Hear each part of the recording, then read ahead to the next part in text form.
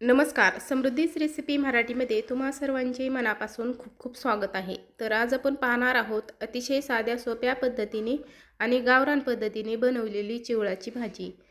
ही चिवळाची भाजी शरीरासाठी अत्यंत पौष्टिक आहे आणि थंडसुद्धा आहे. तर उन्हाळ्यामध्ये ही भाजी आवर्जून खाल्ली जाते.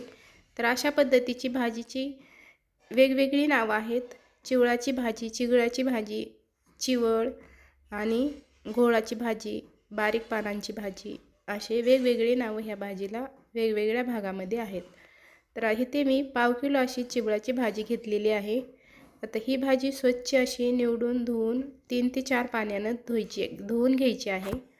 तर इथे मी भाजीमध्ये टाकण्यासाठी 1 वाटी डाळ घेतलेली आहे. डाळ ही स्वच्छ अशी धुवून 10 मिनिटासाठी भिजवून घ्यायची आहे. भिजवून घेतलेलीच डाळ आपल्याला भाजीमध्ये टाकायची आहे. डाळ आणि भाजी दोन्ही बी सोबत एकत्र मस्त अशी शिजल्या जाते.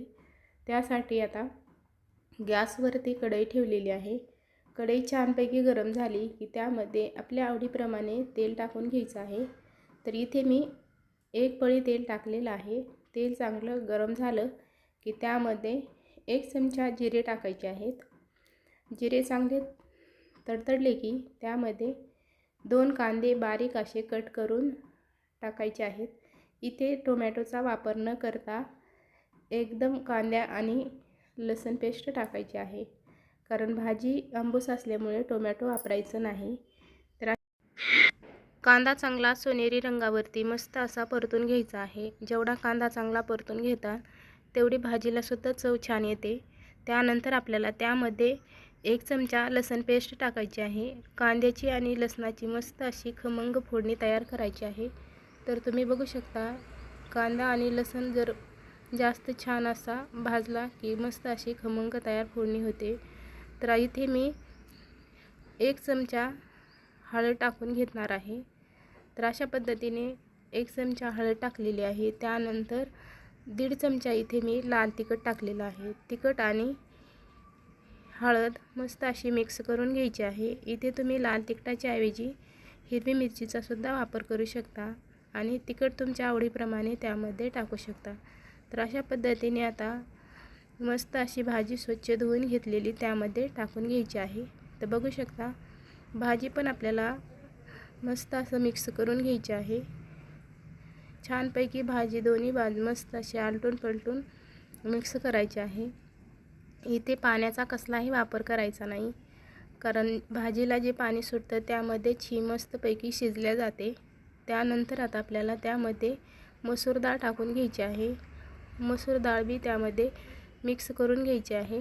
तर अशा पद्धतीने आता डाळ आणि भाजी मिक्स करून घेतल्यानंतर त्यामध्ये आपल्याला पाण्याचा वापर न करता एकदम थोडंसं चवीनुसार मीठ टाकून घ्यायचं आहे आणि मस्तपैकी भाजीला 7 ते 8 मिनटं वाफ देऊन घ्यायची आहे.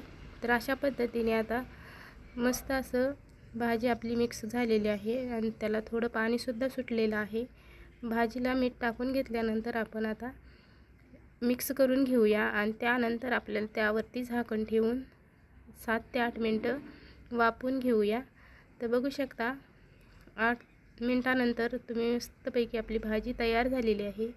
डाळसुद्धा मस्त अशी शिजलेली आहे. त्यानंतर आता आपल्याला त्यामध्ये 2 चमचे शेंगदाण्याचं कूट टाकून घ्यायचं आहे. तुम्ही तुमच्या आवडीप्रमाणे, जर तुम्हाला त्यामध्ये शेंगदाण्याचं कूट आवडत नसेल तर नाही टाकलं तरी चालतंय, पण शक्यतो ही भाजी जरा आंबूस लागते त्यामुळे आपल्याला शेंगदाण्याचं कूट त्यामध्ये टाकायचं आहे.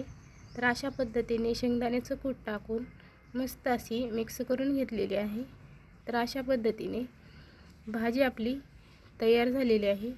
तर ही भाजीची रेसिपी तुम्हाला कशी वाटते नक्की कमेंट करून सांगा आणि तुम्ही पण अशा पद्धतीची भाजी एकदा नक्की ट्राय करून पहा. खूप चवदार आणि टेस्टी लागते. शरीरासाठी अत्यंत पौष्टिक ही भाजी आहे.